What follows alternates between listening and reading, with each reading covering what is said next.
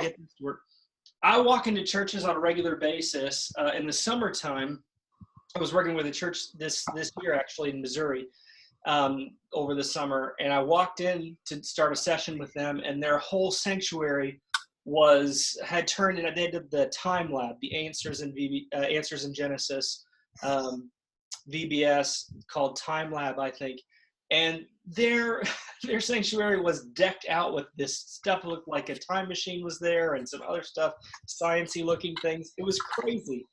Here's a picture. I just found these. If you just Google VBS sets, it's amazing what kind of pictures you'll find. This was a cave quest some of your churches may have done. They turned their sanctuary into looking like a cave. That's pretty cool. This one, Shipwrecked, turned their sanctuary into an island. That's pretty neat. This one I think is my favorite because this is like a clearly very traditional, straight-laced looking sanctuary. And I think they maybe just embraced that. And with their theme, they turned it into look like a castle with the stained glass in the back. And that's pretty neat. This one's also cool. Looks like a Wild West shootout might happen at any moment, which I don't know how good that would necessarily be for kids, but it would be interesting to see nonetheless. But at any rate, the point of this is that when I walk into a church and I see this, and this is a church that maybe doesn't do great at reaching young families, you'll ask them, man, do you get complaints about all these decorations all around the building? And they'll say, well, maybe one or two people, but mostly no complaints. And I'll ask them, why don't you get any complaints? And without fail, the answer is, well, it's for the kids. It's for the kids. We don't mind it because it's for the kids. And what strikes me as interesting is that basically no one's upset about it because it's for the kids. But what they're saying also is, behind that, is that 1 week a year is for the kids. The other 51 weeks, they're for me. But 1 week a year is for the kids. So we'll go all out, we'll decorate, we'll transform this place. Everybody pitches in and helps, and puts everything else on the back burner. We cancel Sunday school classes. We do all kinds of crazy things for the kids 1 week a year. The other 51 weeks, not so much. And so I start off this webinar about engaging young families with just one simple rule. If there's just one thing that you could remember and nothing else, it would be this: plan, prepare, and treat every Sunday like Easter and every week like VBS. Every Sunday like Easter, meaning you're ready for guests, you're expecting guests, you're anticipating that guests will show up. When Easter Sunday rolls around, you know your attendance is probably going to be up. You know there'll be people you've not seen in a long time or people you've never seen at all. And treat every week like VBS. No, I don't mean you have to have a big set decoration up on your stage every week, but your building, your environment, your volunteers, your people are ready for kids and expecting kids to be there. So if you learn nothing else from the rest of this webinar, if you can plan, prepare, and treat every Sunday like Easter, every week like VBS, that would be a big, huge takeaway. So welcome to the Engaging Young Families webinar. My name is Scott Ball. I've got over 10 years of experience working on staff in a variety of settings, from a rural church in Southwest Virginia to a large church in Tennessee, and to a church that I helped plant here in Tennessee as well. So regardless of your context, I could probably relate. If you're in a small, single, solo staff situation, or in a large church, or in a church planting situation, I've got lots of those kinds of experiences. Master of Arts from Gordon Conwell. Focus was on leadership and church planting. Married, that's my wife, Allison. My kids, Liam and Nora, they're older than that. They are 3 and 5, but I love the pictures, so I keep it up. And I'm a bit of Malphurs Group consultant for, I guess 3 years now, doing this full-time, working with churches and traveling and meeting all kinds of folks from all different kinds of backgrounds. AJ, I was going to put up a picture of your family as well, and then I didn't. And so they have to just look at me. Oh, boy. It would have been so much more pleasant to have my family around me. Thanks, Scott. You're welcome. Well, I'm glad to be here with you guys. And it's been a lot of fun doing these webinars this fall. We've got a couple more coming up as well. Yep. And so it's been fun to have all of you engage with us in this. So I'm happy to be here. I'm just Scott's sidekick and helping out, make sure things run okay, and that we can communicate well with you guys. So I hope this is another great topic that you guys will really enjoy, and we'll be anxious to hear some feedback from you later, answer some questions, and then in the days and weeks to come as well. We always get emails following up with additional questions, and we're glad to answer those. So thanks for being here. Yeah, and we actually had lots of people who aren't on live now who registered. I think we had almost 230 or so people register, which is great. So just so you know, and if you know anybody who registered who's not on, we will be sending out a replay link to everybody tomorrow, alongside a free tool that I'll talk about later. But before we get started, AJ, will you just open us in a word of prayer? Yep, I would love to do that. Let's pray together. Well, Lord, thank you for this time that we have. We thank you for this technology that we can reach our brothers and sisters all across the United States and around the world, Lord. We thank you for the audience that we have, that you have blessed us with. We thank you for this body that you have planned and assembled since eternity past. And so we thank you for your sovereignty in building your church. And Lord, we pray that this topic today would be one that would be helpful, so that all of these pastors and leaders can reach more people with the precious and holy name of Jesus. And so, Lord, we pray that this time will be honoring to you, glorifying to you, and that we can continue to build one another up as your sons and daughters. And we lift all of this time up and these people in Jesus' name. Amen. Amen. All right. So before we can get to some solutions, I think we really need to get a grip on the problem. And some of this you might already know, but it's important to understand the scope. These are church attendance projections for the years to come. So in 2020, what that 15.4% projection means, not only 15.4% of people in the United States will go to church at all. This just means that on any given particular Sunday, only 15.4% of the population will actually be in a church on a Sunday morning. They might go some other time if they're in that red, but on any given Sunday, only 15.4% will be in a church. And just a few handful of years later, that projection is anticipated to go down to 11.7% of the population here in the U.S., only 11.7% being in a church on a Sunday morning. The problem is that the church is bleeding fastest among its youth. 60% of young Christians, 16 to 29, so people who grew up in the church, are leaving the church. And the response we get from that is often, well, they come back. When they have kids, they come back. But look around your church. That's just not the case anymore. That used to be true. Even 10 or 15 years ago, that was largely true. But anymore, that's just not the case. The numbers in the Southern Baptist Convention are perhaps the most troubling.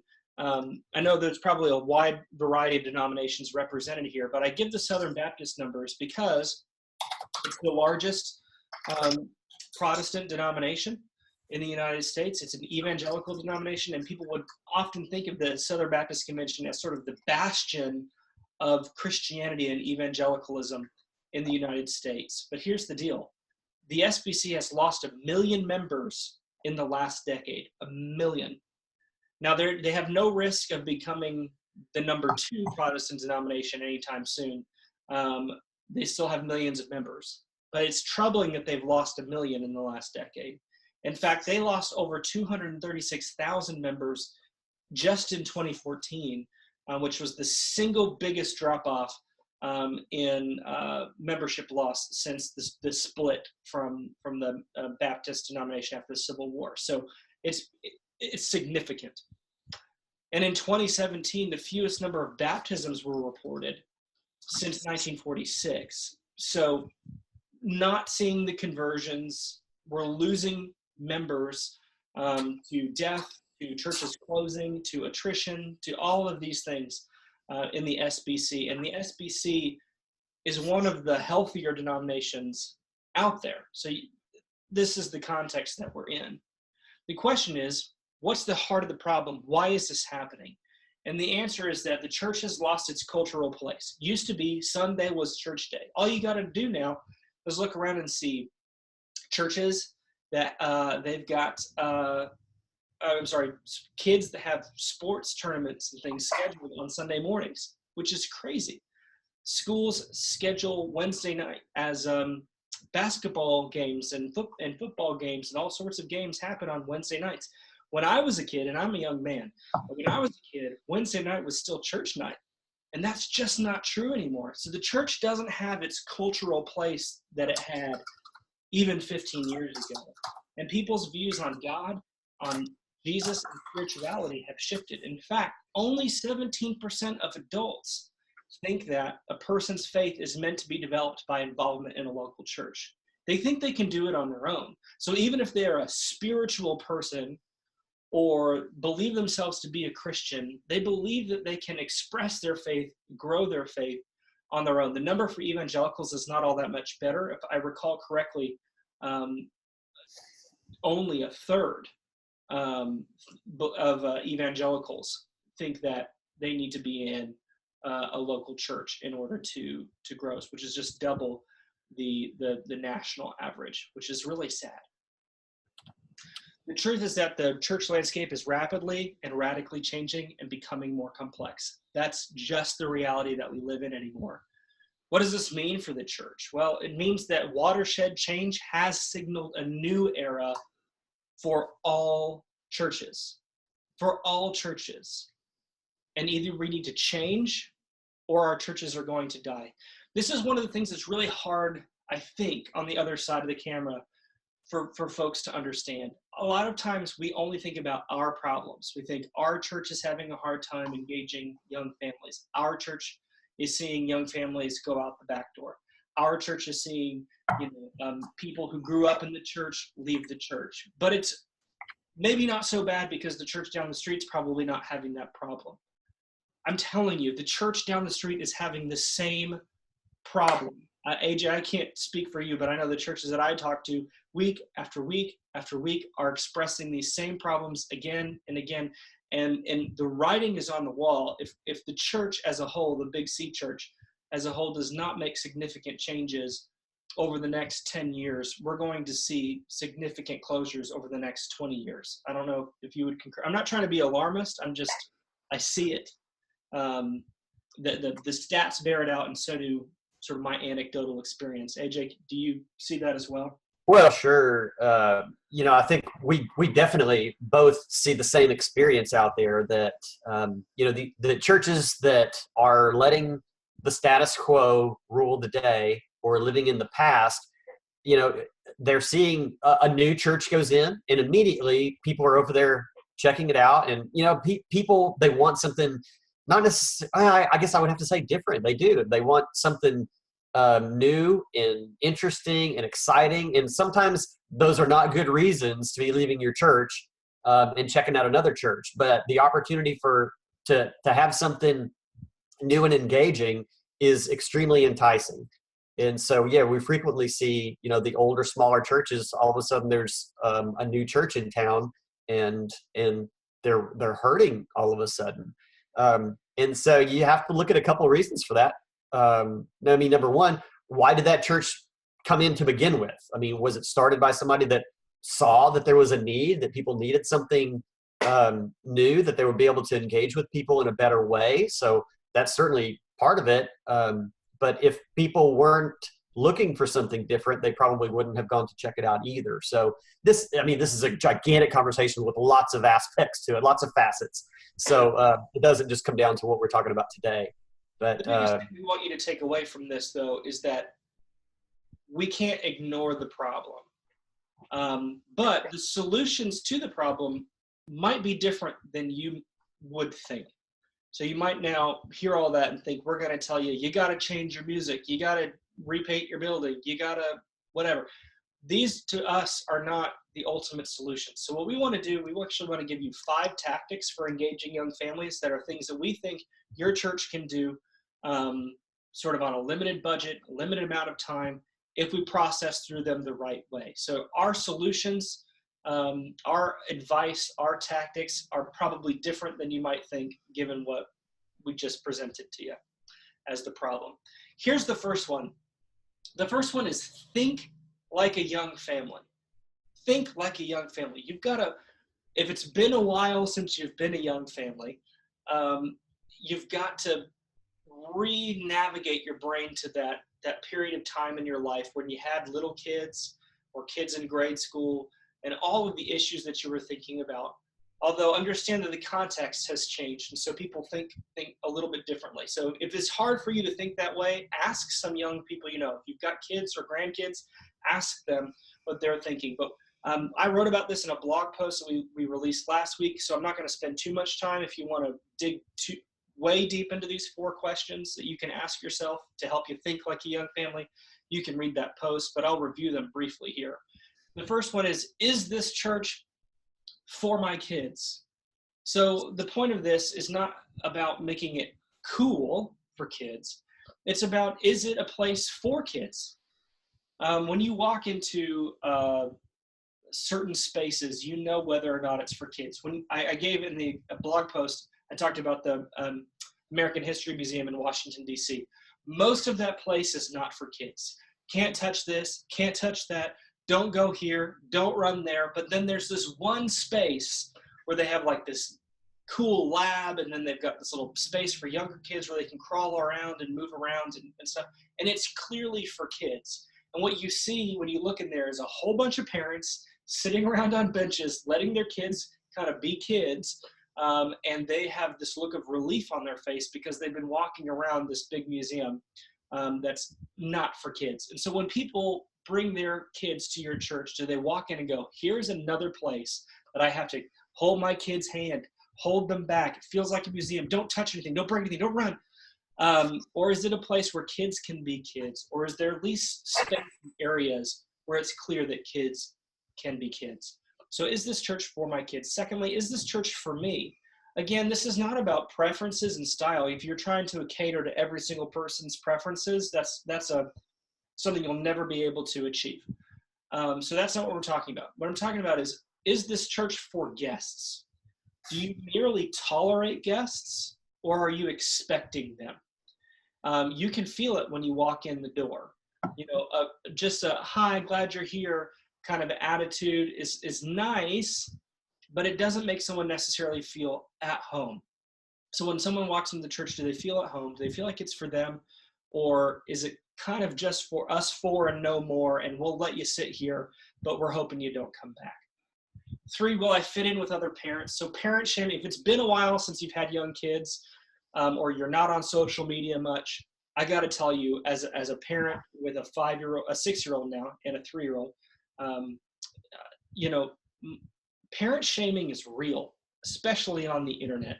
You feel like you got to have everything together all the time, and it's amplified, and got to get the cute picture. I don't want to get the picture of my kid melting down in the car on the way to school. My son today on the way to school was having a panic attack about his seatbelt being twisted. I'm not going to snap that picture and post it on Instagram, right? So parent shaming is real. When parents visit your church, are they going to feel shamed, or are they going to feel like they fit in? If they're a single parent, are they going to get a sideways glance, or are they going to be welcomed in? If they're an interracial couple, will they get like some weird looks, or are they going to be welcomed in? So will I fit in with other parents? And finally, do my kids want to come back? And this is the one, again, where people kind of push back on this and go, well, it's not supposed to be all fun all the time. I get that. But listen, if you're talking about spiritually immature people, you can't expect them to have a spiritually mature attitude. So yes, in an ideal world, parents would take responsibility for their children's spiritual lives. They would understand that they're their kid's pastor at home. But most of these folks are not thinking that way because they're not spiritually mature themselves. And so, you know, is this a place where the kids are going to want to come back? Because generally speaking, if the parent is not spiritually mature and the kid says, I don't want to go, that place is boring, the family just won't come back. That's the reality. And you'd say, well, our churches are supposed to have meat. Yes, but they're also supposed to have milk. if you're not providing milk on Sunday morning, where are you providing it? If your church is only for those who are spiritually mature and not for those who are spiritually immature, where are they to go? That's the question. Mm-hmm. So you need to first think like a young family. Secondly, we need to make church engaging again. We need to make church engaging again. So in the past, the church and our sort of daily lives intermingled because culturally that was acceptable, and it was not only acceptable, it was expected. So there was an engagement between the church and the world that simply existed because that's how society was structured. That has changed. And so as the world has drifted apart, the church has continued to do things and operate as if that has not changed.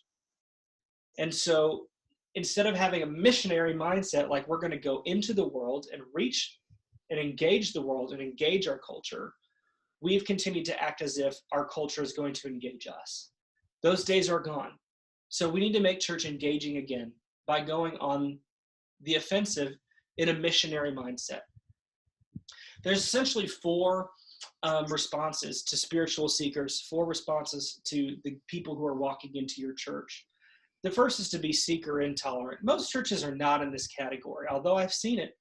I was familiar with a church, spoke with a pastor at a church who was really upset that the pastor wasn't, but some people were so upset about water, people having bottles of water in the sanctuary. They said that was terrible. And one person in this church said to the pastor, I would rather a person go to hell than see them wearing blue jeans in our sanctuary. That's a real thing that a person said. So that church is seeker intolerant for sure. Most churches are not in that category. Seeker tolerant is we're all right with a person coming in with a tattoo or wearing whatever they're wearing. They're wearing shorts and flip flops on a Sunday morning. We're all right with that. We're just going to pretend you're not there, right? We tolerate it, but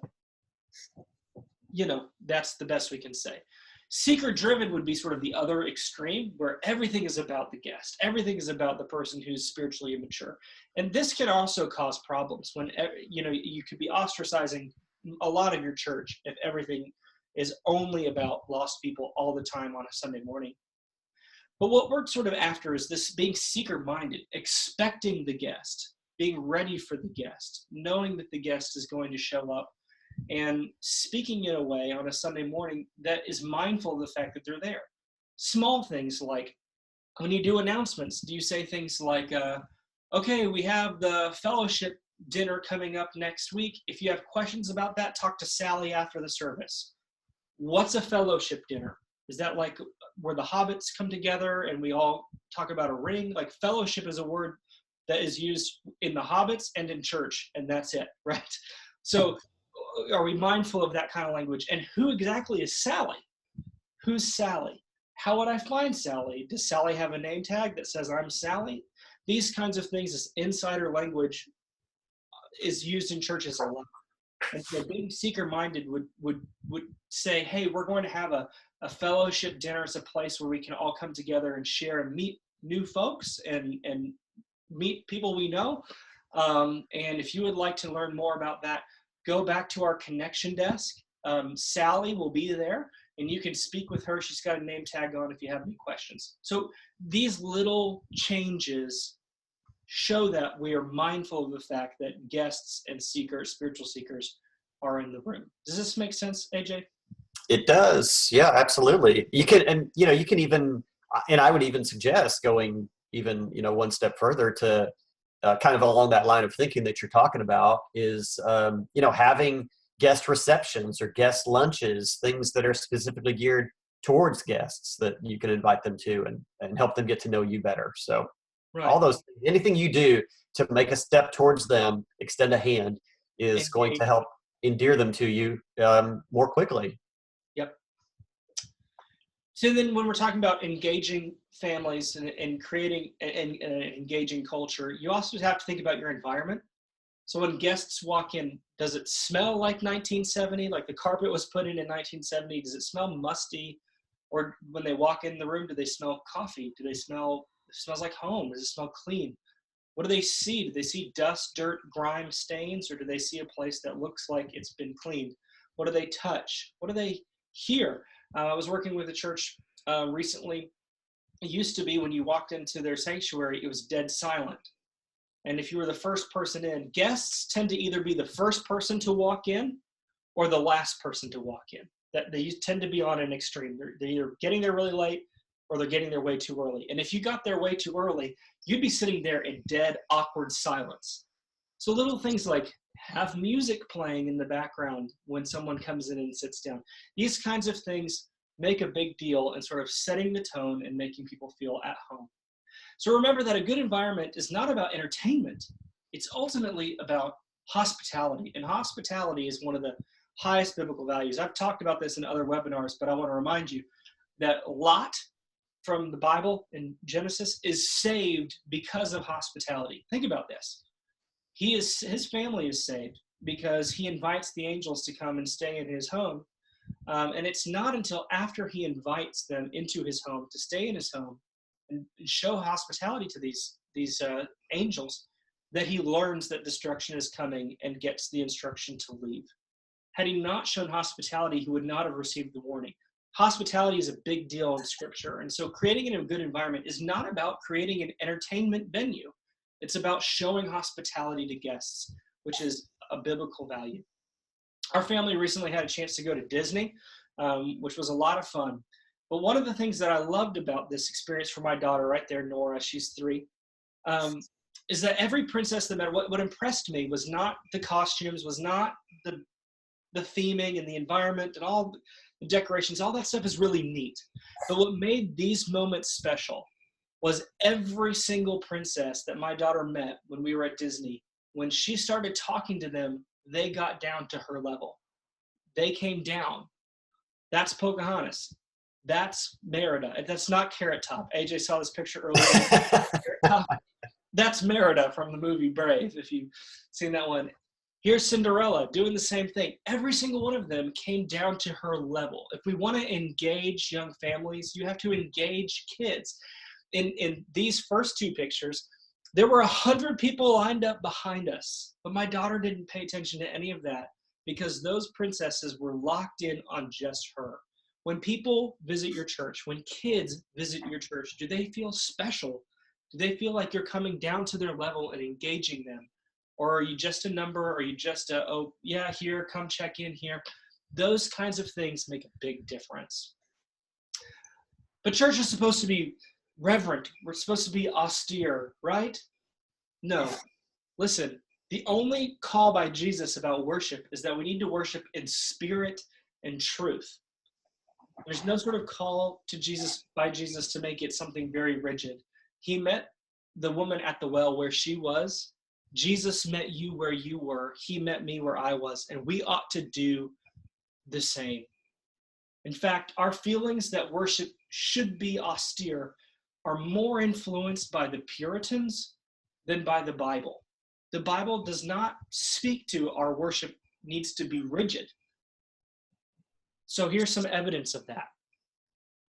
Matthew, let the little children come to me. The disciples are like, no, Jesus is too important. He's teaching right now. He's preaching right now.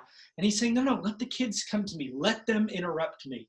Let me pray for them and lay my hands on them. The Psalms express this all the time. Let's praise him in the dance, which makes the Baptists really uncomfortable, right?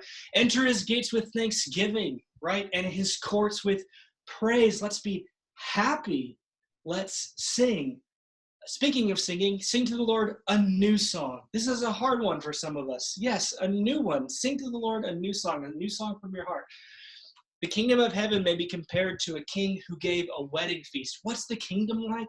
It's like a wedding feast. What are our churches supposed to be like? They're supposed to be a reflection of the kingdom of heaven. Therefore, make it like a wedding feast. Bring the fatted calf and kill it, Luke 15. This is when the prodigal son comes home.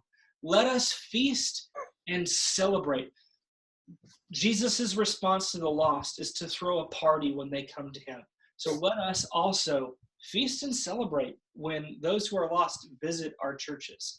So this is the kind of attitude that the Lord desires for us to have as we worship him. You don't have to kill a fatted calf. No, you don't have to kill a fatted calf. Don't take everything we say literally. I like feasting and celebrating. Yeah. Tactic number 3. Churches need to become security minded. If you want to engage young families, you've really got to take this seriously, because it is something that young families notice. If the security is not great, parents notice. I'll give you an example of me noticing this.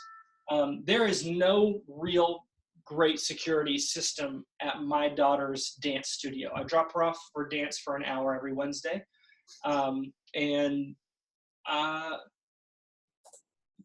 any kid could get kidnapped from there pretty easily. And I noticed that instantaneously. Like, this is not safe. And so she still does it because we've paid for it.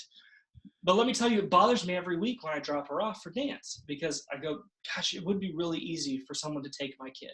So parents are hyper alert to being security minded. Unfortunately, churches are soft targets on multiple levels. So we have to make every effort to make sure our churches are safe and sacred. Unfortunately, you can't plan for everything, but we want to give you 3 ways that you can prepare for security issues. The first one is churches are soft targets for custody disputes. Almost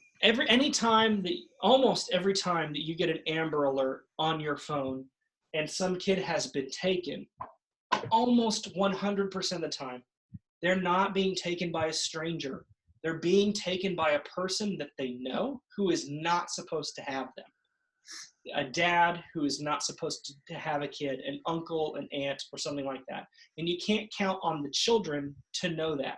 So when a dad who is not supposed to pick up a kid shows up at your church because they know the kid is going to be there, and they come to their Sunday school room and they say, there's a little Johnny, and Johnny says, Dad, and you let Johnny go with Dad, even though Dad is not supposed to have Johnny, that kidnapping has just occurred at your church, and you're liable for that. Yeah. Digital check-in and check-out systems ensure that the safe adult picks up the kids. It helps create a layer. So it's not the same. I like digital ones because they randomize the check-in number every time, so it's different every week.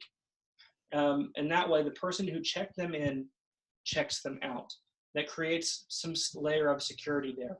It's so important, and I know this might seem like not a big deal, but it's very inexpensive to implement one of these systems relative to the risk that you take on by not having a system like this. And it's something that parents appreciate. I say that as a parent of 2 kids. I appreciate the security that a check-in and check-out system creates. Churches are soft targets for violence. They are. Unfortunately, we've seen that in recent years. So have volunteers on your children's ministry team that are in the hallway as security volunteers. Like, that's their job. They're not the check-in, check-out people. They're not floaters for story time and craft time. Like, their job is security. Whether they're armed or not is your choice. It doesn't matter. You can do it either way. But if you can have a secure hallway where nobody's allowed to be walking around in during church time, that's ideal. Lots of churches aren't laid out where you can do that.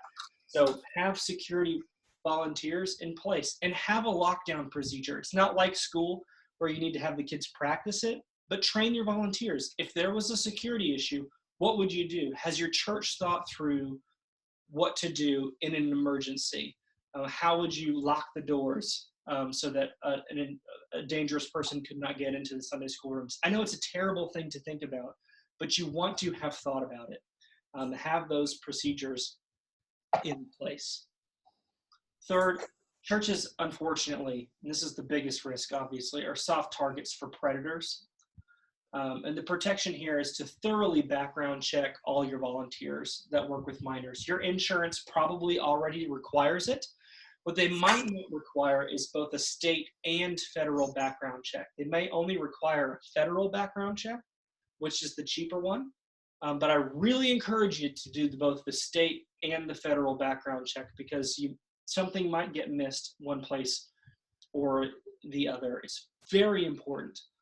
This is not something that you want to have a mistake on. I worked with a church a year or two ago that had an issue that happened 10 years ago, and it still follows them to this day. They still have a reputation that they have to constantly fight against because of an issue that happened 10 years ago. So please do your due diligence. It's worth it.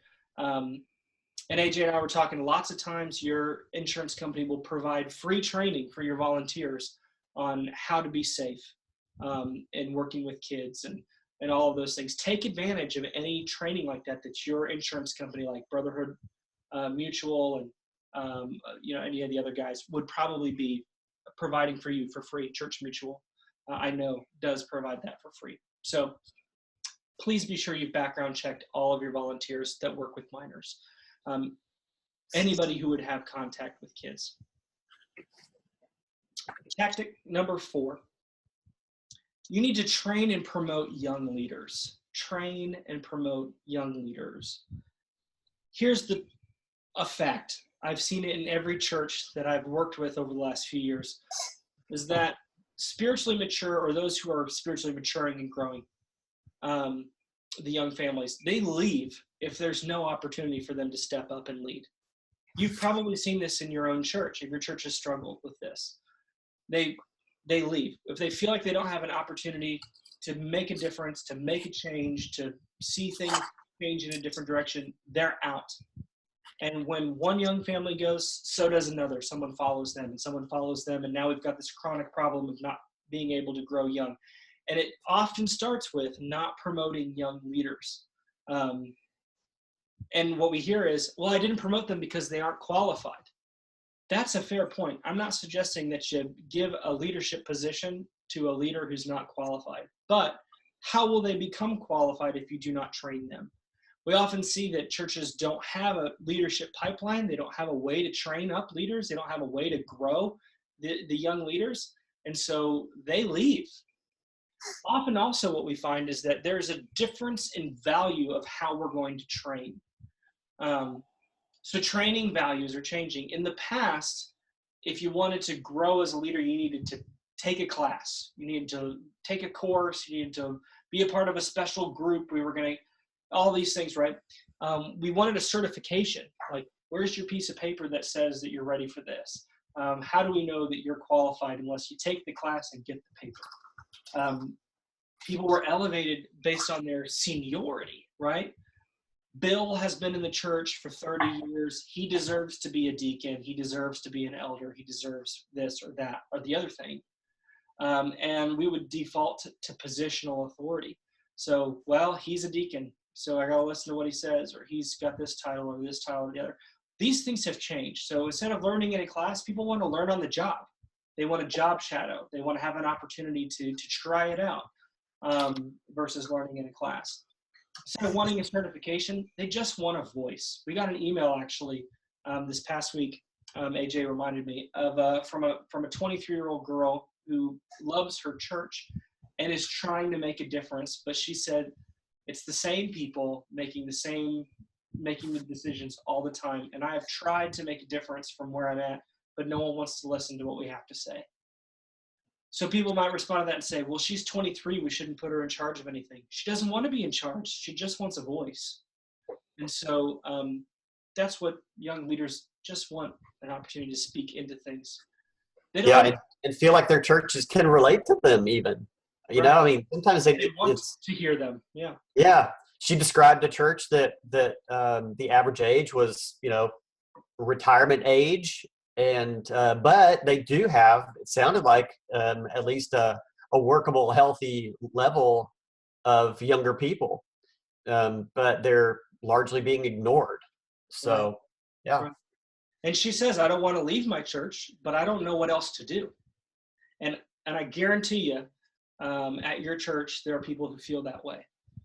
And so you got to elevate people based on their readiness, not necessarily on their seniority. You can have a 50-year-old person who's been at the church for 30 years who acts like a child every time they don't get their way. They're not ready. You might have a 35-year-old man who maybe hasn't been in the church as long, but fits the biblical qualifications for readiness for a position and has the skill set that's needed. You don't promote based on seniority. Bill doesn't get the job just because he's been there 30 years. Jim, who's 35, might be better qualified for the leadership position. So elevate on readiness, not on seniority. And yeah, I would also add in there, Scott. I mean, I've seen situations as well where because a lot of volunteers were needed, the church will start tapping younger and younger people, even junior high and high school boys and girls, to help with like elementary age. And that's great. And what that is a great opportunity to build them up as leaders. But if you're doing that to fill needed volunteer positions and there's not enough wise counsel and oversight over those young people, then you're kind of going to the other extreme, and you're doing a disservice then to the younger folks that those immature people are leading. So it requires a balance, but that's another thing just to be mindful of. So. Sure. That's why we really advocate for having a leadership pipeline, so knowing who can serve at what level and how do we know they're ready. And we're going to do a webinar on that in December, I think, on the basics of a leadership pipeline. So you can watch that. And now when people default now to relational authority, again, you probably, if your church has experienced a split, you've seen this, right? Where when one young family left, several left. It doesn't matter what the elder said or the deacon said or the pastor said, that positional authority means less now than the relational authority of this group of young families. And you can either fight that or you can embrace that and leverage it to help your church grow young. So here's the truth. Empowering young leaders is the single most important factor in growing young. It's not, if you had fog machines and lights, having a rock and roll band, having a killer youth and children's facility, those things might be great. But at the end of the day, what matters most is empowering young leaders, because they're the ones that are going to bring fresh ideas. They're going to bring leadership. They're going to bring youthful exuberance and excitement. Just be sure that they're ready. And for the ones who aren't ready yet for those roles, intentionally train them by bringing them along, not by sending them to a classroom. And I would have to say also, determining their readiness is not whether they agree with you already or not. They may have some new ideas that maybe it'll take you a little bit to warm up to. That doesn't mean they're not ready. Right. I'm talking about skill set and spiritual maturity. And then lastly, tactic number 5 is you need to cultivate 3 a.m. relationships. Hopefully you know what I mean by a 3 a.m. relationship. A 3 a.m. relationship is a person that you can pick up the phone at 3 a.m. and call when you need a ride to the hospital, or you need somebody to come watch your kids because you need to go to the hospital, something like that. So cultivating those 3 a.m. relationships are really important. We find that declining churches often think that it's their worship style or their facility or something like that that's the barrier to growing young. It's actually the ability for people to build deep relationships. That's usually a much more significant barrier than how cool your church is. To be fair, people might come to a church because of the music and preaching. They might have heard, oh, there's great music there, or that preacher is really great. That might be a reason why someone shows up, but people stay for relationships. They do. That's why people stay. That's why people have stayed at your church. People stay for relationships. So there are some common problems with Sunday school. And it has nothing to do with the program itself. I'm not anti-Sunday school. In fact, small groups can have these same issues. But we see this a lot in declining churches with Sunday school. First, lots of times people don't know the times and locations of classes. And you might be thinking, well, we print ours in the bulletin, so that's not an issue. There's signs on the doors. That is not helpful necessarily. Because think about it. Again, you want to think like a young family. If I show up at 9 a.m. for the Sunday school hour and I've got my 2 kids, number one, what do I do with my kids? Like, you're ready to check them in for worship, but are you ready to check them in during Sunday school time? Or what do I need to get a babysitter? Like, what am I doing with my kids? And is it clear what I'm doing with my kids? All right, now I figured that out. Now, what class do I go to? I've got names on doors and names in a bulletin, but which one should I go to? How do I know which class is the class that I should go to? I don't know. And so people go, I'm just not going to go. It's intimidating. People don't know if the classes are open. Like if they're in the middle of a study in the book of James, like, can I hop in when they're on chapter 2, or do I need to wait till they go through all the chapters before I get in there, right? Like people aren't sure. Classes often have had the same teacher for years. And sometimes that can be a good thing. Oftentimes it's a bad thing because they just don't see things anymore. And it helps to create the fifth problem there, that classes can feel like the fourth problem. I mean, that classes can feel like a clique. When you walk in, I've walked into Sunday school classes and felt very uncomfortable, even as a consultant, where I just go, like, it's very uncomfortable. You don't know where you should sit. Like, am I sitting in somebody's seat, or all of these things? It can really feel like a clique. And oftentimes they also feel more like school and not a community. So if you're setting up in rows or at tables, it can often feel like I'm sitting in school and I'm not necessarily here to build relationships. So these are some of the common problems with Sunday school. And to be clear, these same problems can be echoed for the most part in small groups. So I'm not saying one is better than the other, but you need to think through these issues. Are people going to know how and where and they should connect to a group? Are our groups open, and how do we make sure people know that they're open? How do I make sure that fresh ideas and fresh rotation for the leadership of groups and classes? How can I make sure that groups feel like a family that you're welcomed into versus a clique that's closed? How can I make it a place where people are building community and not just getting information? These are the things that you have to think about in order for people to build those 3 a.m. relationships. Because the bottom line is, if it's just too hard to build a 3 a.m. relationship, young families won't stay. They'll go somewhere else where they can build those relationships. You might think it would be better to assume that it's hard to build a 3 a.m. relationship at your church than to assume that it's easy. If you go, oh no, people do great at building relationships, think critically about that. Think about the newest person in your church. How could they connect within the next month to a group or class? How easy would that be for them? Or would it be pretty difficult? Or would it put most of the ownership on them and not on you, right? Would you have to be really extroverted in order to make that happen? How would an introverted guest get welcomed into the groups and classes that you have? So assume that your church isn't great at it so that you will have a critical eye, even if you feel like you're probably doing pretty okay. So these are the 5 tactics.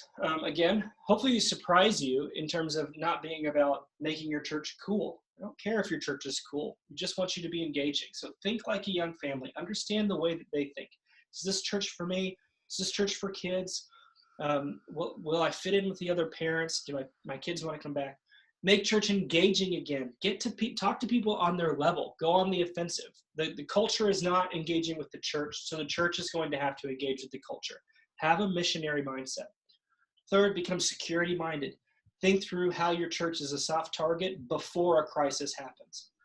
Fourth, train and promote young leaders. Give them a voice, give them an opportunity, and for those that are not ready, those who are not mature, intentionally bring them along and train them. And fifth, cultivate 3 a.m. relationships. How hard is it for a person to plug in right now at your church and develop a lifelong relationship with a person they could call up in the middle of the night? If you can think through these 5 things, your church is going to do a significantly better job at engaging young families. And if all of this feels like way too much, then just remember the simple rule that we gave you at the very beginning.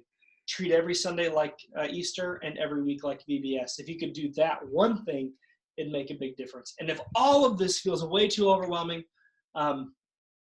that's what we're here for. This is what we do. We help churches navigate this kind of stuff. Tomorrow, I'll be emailing out a link for a worksheet that's designed for your team. It's just going to be a series of questions for you to engage with your team, with your staff, or your board. So plan a time to get together with them, and you'll have this worksheet that you can answer the questions individually and then work on them collectively as well. Identify where your church is doing pretty well in regards to these 5 tactics. And then places where your church is really struggling within these 5 tactics, so you know where you can grow. And then create a plan of action. I would encourage you to not be too ambitious. Think about the next 90 days. What's one thing we can do over the next 90 days to be better at engaging young families using one or more of these 5 tactics? And then when you get done with that, what's one more thing we can do over the next 90 days? The way you eat an elephant is one bite at a time. And the problem that our culture is facing is huge right now in engaging young families. And so don't try to take it all on at once. Just do one thing at a time. So we'll email you a link to that worksheet tomorrow. AJ, I think we're ready to turn it over. We've got a few minutes left. Turn it over to questions. Okay, yeah. So first of all, it was just asked if this webinar is going to be available later, and the answer is yes. Along with that worksheet that Scott just talked about getting emailed out, we will be sending out a link to be able to watch this webinar again. And of course, yeah, you could review this with your team at any time. So that'll be a YouTube link that we'll have available to you. One of the other questions here, Scott, was asked in regards to digital check-in systems for students. They're just looking for some recommendations. I think 2 of the most frequent ones that we see probably are Planning Center and Shelby. Both have digital check-in systems. And somebody actually answered this as well. They're in a smaller church, and she said that they love Elvanto. I'm not familiar with that one. I don't know if you've heard of Elvanto. Yeah, they're pretty inexpensive. My personal recommendation is always Planning Center, and I don't get paid to say that. But the reason why I love Planning Center is that if you can use them for giving and check-in and groups and worship planning and all these things, it keeps everything in one space. And it's really, really affordable. It scales based on your size. Shelby, is a common one. Church Community Builder is another common one. Fellowship One is a common one. But all of those systems are extremely expensive and cost prohibitive to smaller churches. Planning Center is not cost prohibitive to smaller churches. And their support system is great. It's my number 1 recommendation every single time. It's a great system. For any flaws it might have, it makes up for in all of the assets that it has. So Scott, Josh asked, how is this sustainable to make every Sunday like Easter? So I think we need to explain what we meant by that again. Yeah, that's a great question. When we were planting a church, it was a mantra for ours, is let's make every Sunday like Easter. And what we meant by that was 2 things. One, we were going to be ready for guests. So churches will do like spring cleaning and get the building ready and whatnot for Easter because they know guests are coming. You should do that every week. That should be like create a system where being guest ready is sustainable for you. But 2, we also meant like, don't get stale. So I sit in a lot of church services where they very clearly do the same thing every Sunday, except Easter is different. They'll do things that are different on Easter. That doesn't mean you have to have a cantata or whatever, or the full choir or whatever, but just be excellent. Be excellent every week. We ought to be worshiping in spirit and truth, and I think that does mean bring our best. Yeah, we're really speaking to attitude more than production. Absolutely. Okay, so that's all we currently have right now. We do have a couple minutes left. If anybody wants to put anything into the chat or the Q&A, then we'll be glad to bring that up and answer it. So we'll just give another minute. Gil, that was Shelby with a B, not a V. But again, I really recommend Planning Center there. I don't love Shelby personally. It has quirks, that's for sure. And it's expensive. There's pros and cons to all of them. So yeah, check them out yourself. Do your own due diligence and find out what would work best for your church. Or just listen to me. Just kidding. Just I kidding. promise he's not getting paid from planning. I wish I was, but I'm not. Okay, well, with a couple minutes to go, I don't think. Oh, hold on. Let's see here. So this question is that she states that they have new families that come regularly but don't attend groups or second hour classes. How to engage further? I would start my first. Anytime I see that question, my initial impression is I go immediately to discipleship pathway. So, do you have a clearly defined discipleship pathway in your church? And is it communicated well and consistently? So, if you want people to attend groups or second hour classes, make sure that it's communicated well how important that is. Why people should attend those classes? What is the benefit of doing that? Why do I want to stay at church another hour when I could just head over to Starbucks now? And so, if the purpose of those classes is to grow in relationship and in knowledge of God's word, what are the benefits of that to me? And is it easy to do that? So a lot of the things that Scott then touched on, do people know what class is right for them? What's the childcare situation during that second hour? But I definitely come back to communication well. Have people up there on the front, whatever your church situation is, altar, stage, platform, whatever you call it, the front of the church, being heard publicly, how it's affected them. How has it changed their lives? How has it helped them mature? How has it helped them build relationships? So I love practical examples from people that aren't always the talking heads on a Sunday morning. So real people talking about how it's affected them and changed their lives. I think that's a fantastic way to get people to engage in a second hour. Scott, what else do you think? Yeah, I would say, if you use the house example, right? Like, if your Sunday morning service is like being in the living room, getting into a group or class is like moving into the kitchen, and helping put things away and clean dishes and all of that. How do you make that transition? How do you make that feel like you're welcome in that space? And so that's a big change. It's a change, shift in mind. So creating some sort of a bridge to that often helps. We used to do something called Community Connection Sunday, where we just made that whole Sunday about getting people into small groups so they could kind of test drive what it felt like to be at a group of people, with a group of people that they don't necessarily know, and then get them connected to a group. So anything that you can do to use your fellowship dinner as a chance to have all your small group leaders present so people can kind of meet them in a less intimidating environment. So now when I go to the class for the first time and Jack is my teacher, it's not the first time I've ever met Jack. I met Jack at the fellowship dinner last week. He was talking about his Sunday school class, and now I feel like if I know no one else, at least I have met the teacher. Those kinds of things can really help. So one more quick, and this, you sort of touched on this as well. So it was asked, how do you connect the busy, already connected families in the church to new young families?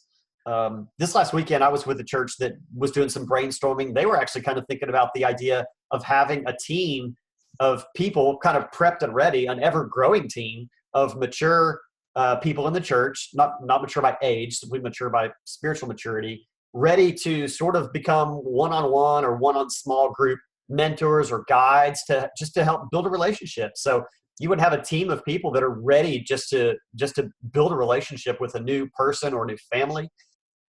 That depends on your church, whether that would be something you could develop now, how sustainable that would be as you grow. But I thought that was an interesting idea to almost take it down to a one-on-one thing. So I don't know, Scott, any other ideas from you on connecting new families into the church better? Yeah, two things. You can have two approaches to groups, okay? One is we're going to have the same groups over a long period of time, or we're going to cycle through groups in seasons. So, and the way that you can connect new folks with people who are more established is you can use either venue. So if you're going to cycle through different topics, where like you're going to have a Francis Chan study, and then we're going to do a Beth Moore thing, make it where people have to sign up every time. So it's not just the same group that's cycling through the different things. They have to re-sign up. So that gives an opportunity for new people to meet new people. If you say, well, we really want there to have long-term continuity over time in groups, that's fine too. But then what you need to do is have an open chair philosophy, which means we always have an open chair for a new person to come in and we're looking to fill that seat. And when your group gets to a certain size, the ideal size for groups is 8 to 15. When you get to about 12 people in a group, you're looking to split off and to make a new group. So you're always multiplying groups, you're always multiplying classes, and when they get to a certain size, they split. So by having this attitude of we're multiplying, that can help. So always have an open chair. So you're always expecting and trying to fill that open chair with a new person. So either have people re-sign up every time, which will force new people to get together, or always have an open chair so that you're always growing groups and multiplying them. Those are the two ways to make sure new folks join old groups. Well, with that, we are a minute or two over now, so I'm afraid we're going to need to run so that we do honor your time for this being a 1-hour webinar. If we didn't get to your question, you are welcome to email us. We'll connect with you via email or phone. You can email any questions to leadership@malfersgroup.com. leadership@malfersgroup.com, and we will be glad to engage with you and answer any additional questions. So, and look for that email sometime before the end of the day tomorrow with the replay link and with the worksheet that you can go through with your team to think through these 5 tactics. And it's just going to be a series of questions to get your team thinking and brainstorming together. And that will come to you in a link tomorrow as well. Hey, Scott, thanks for doing this, man. Great job, great content. If you want to close us in a prayer, we'll let everybody go, and we'll see you all next time. Yes, Jesus, thank you so much for the 230 pastors and leaders who want to engage young families. We know that this is a epidemic crisis, that young families and young people are leaving the church. And so we thank you for the enthusiasm and the desire for folks to want to change and grow and go on the offensive in reaching our communities with the gospel. I pray that you would empower us by your Holy Spirit to do this work. It's not by our own strength. It's not by our own ideas that we do this. It's by your power and by your Spirit that we're able to do anything at all. Without you, we can do nothing. And so we submit all of this teaching and all of this training and all of our ideas to you and ask you to lead and guide us. In Jesus' name, amen. Thank you, everyone. Blessings to you all. All right. See ya.